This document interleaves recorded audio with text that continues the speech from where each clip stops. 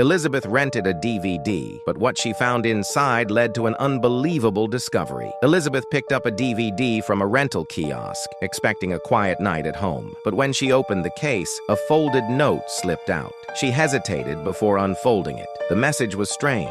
If you watch this, you will put yourself in trouble. Instead of fear, curiosity took over. She placed the DVD in the player, but instead of a movie, a message appeared on the screen. It described an abandoned car hidden deep in the forest and urged her to go there. The next morning, Elizabeth followed the instructions, driving to the location described in the video. After walking through the dense trees, she spotted an old, rusted car, partially covered by leaves. She cautiously approached and peered inside.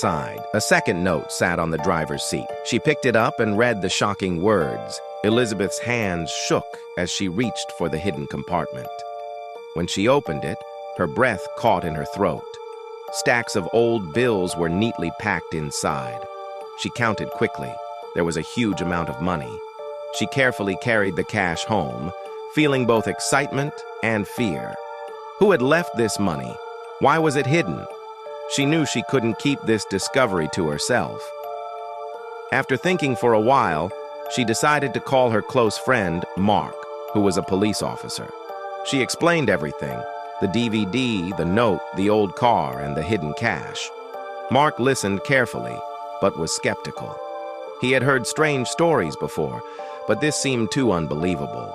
Still, he agreed to investigate. Mark ran the car's license plate through police records. What he found was shocking.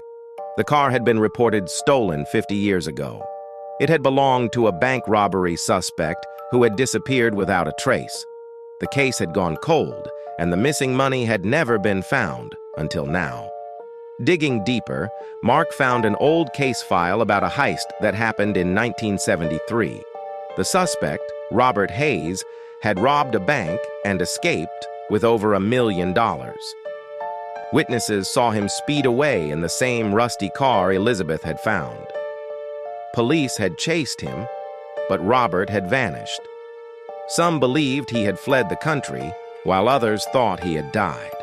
The note and the DVD instructions suddenly made sense. Robert had hidden the money inside the car and left a plan behind, hoping to return one day. But he never did.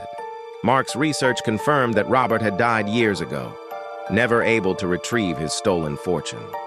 Elizabeth sat in shock. The money she had found was stolen cash from a decades-old crime. She knew she couldn't keep it. After a long conversation with Mark and the police department, Elizabeth decided to do the right thing. The money was too old to trace back to the bank, and legally, it didn't belong to anyone anymore.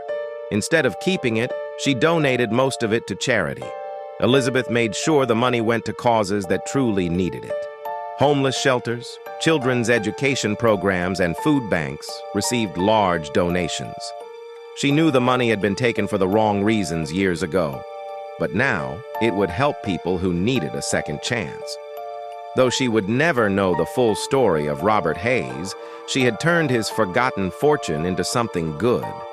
The abandoned car, the strange DVD, and the long-lost money remained a mystery to many. But Elizabeth's choice changed lives. The case, once buried in history, had finally been solved.